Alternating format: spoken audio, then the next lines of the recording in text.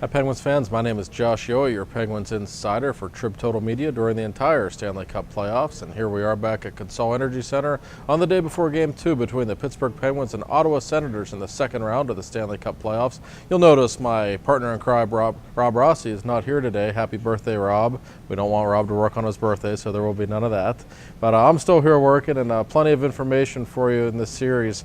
Penguins are up 1-0, as you know, and everybody probably felt pretty comfortable after Game 1 against the Islanders, and then that turned into a really wild series. Will that happen again between the Penguins and Senators? It could. It's the playoffs, but I'll tell you what, this one feels a little different to me.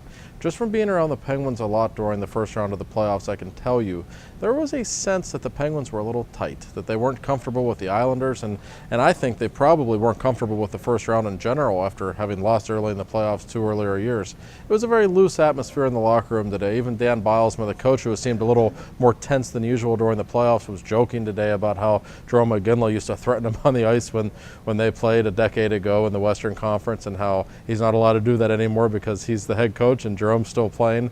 So a much more laid-back atmosphere here, and the Penguins certainly are feeling good after their performance in Game 1, a 4-1 victory, and a very thorough victory at that. So what to expect in Game 2? Well, as has been the case, I would keep your eye on the lines for the Penguins.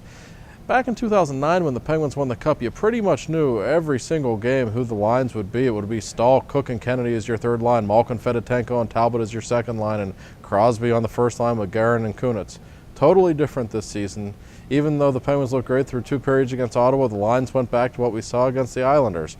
We had Crosby playing on the top line, but he wasn't with Jerome McGinley anymore. He was back with Dupuis and Kunitz.